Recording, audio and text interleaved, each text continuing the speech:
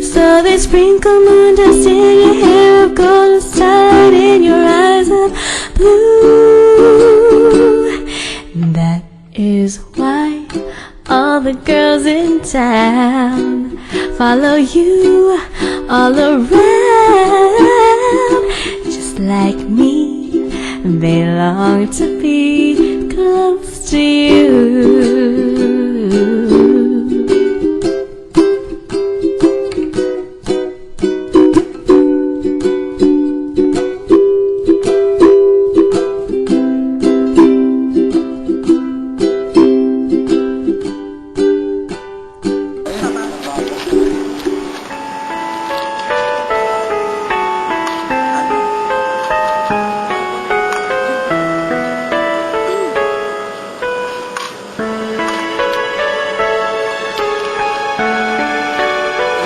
Ay, okay lang. Yung kapatid ko, para pumunta. Pero, ayaw niya yata eh.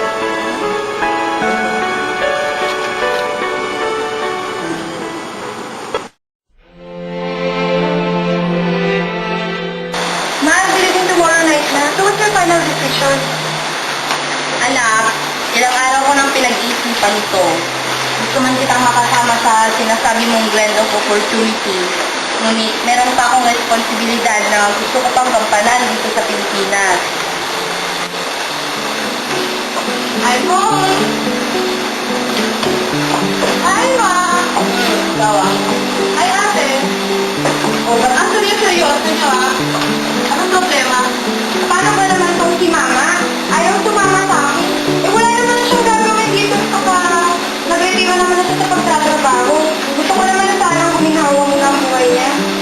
Sinabi ko naman sa'yo, hindi pa ako uugod-ugod para kumbili sa bahay. Isa pa, gusto kong pagpatuloy ang paglilingkod ko, lalo na sa mga batang pinagkaitan ng edukasyon. Kahit na nag-retiro na ako, hindi naman ibig sabihin na kailangan ko na rin tumigil sa profesyon ko. Ate, ilan mo na kasi si Mama, supportahan lang natin siya. Eh, kung may gaya sa'yo si Mama, tabi ang buhay mo. Wala nangyari sa buhay mo. Gusto ko naman sana maging okay naman ang buhay ni Mama ngayon. Ba ate? Nakarating at nakamoy ka lang ng kain sa Amerika. Alam mo na kung sino ko masta. O alam mo, meron buhay ako ngayon. Masaya na ako.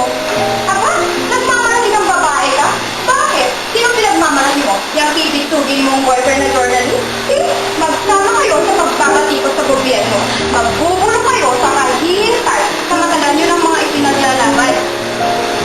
Ano ba? Tigilan nyo na nga yan. Dadalawa na nga lang kayong magkakatid eh. Di pa kayo magkasundo.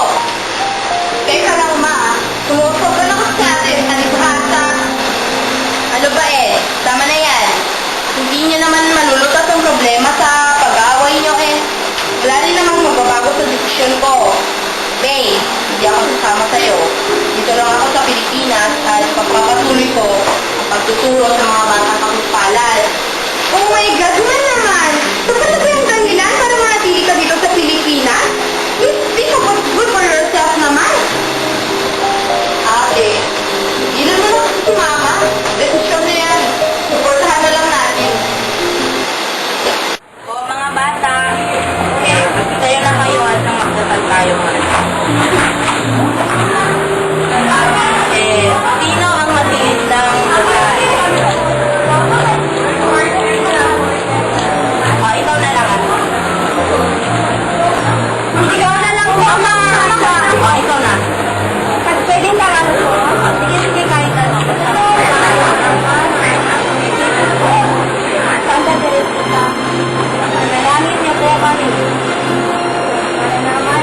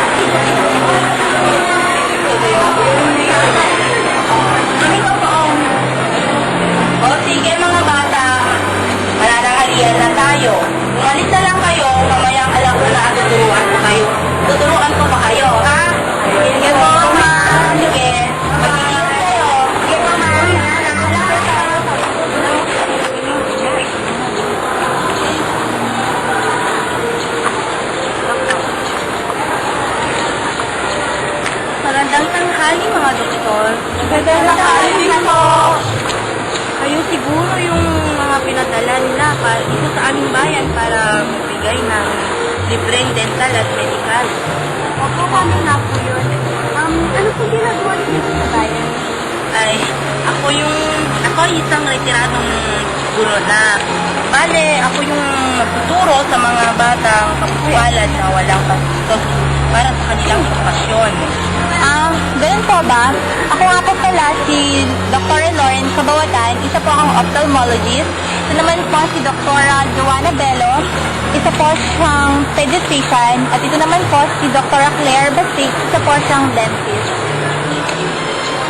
Dok, tapos na pa namin ang iyong mga pinapagawa. Buti naman kung ganun. Dok, magpapaalam po sana kami maglalunch na rin po kami. O sige. Salamat po. Pero sige, mauna na din ako. Sige po, paalam. Balik po kayo.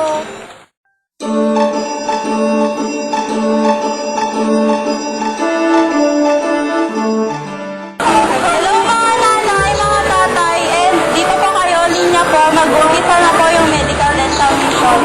Ito po yung mga number nyo. Huwag nyo po wawalain na. Tapos yung mga may problema po sa ngipin, dun na po kayo kay Doktora Basig. Dun po siya sa ina. Tapos yung mga may problema po sa ngipin, dun na po kayo kay Doktora Basig. Dun po siya sa pinakakanan. Tapos po yung mga batang may sakit, dun na lang po banda kay Doktora Vero. Dun na po kayo.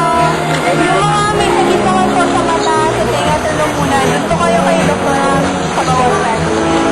Sige na po. Sige, pasok lang. Mga bata nito.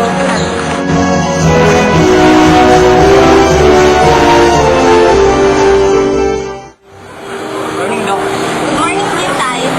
Kamusta naman ang paningin nyo? Ito, Doc, medyo lumalabo na. Sige, steady ka lang ha. Hindi na po po, Tay. Naku, Tay. Baka kung maglaon, mas lalong lumabo ang inyong mata at mauwi sa katarata. Anong dapat kong gawin, Doc? Kailangan ko na bang magsalamit?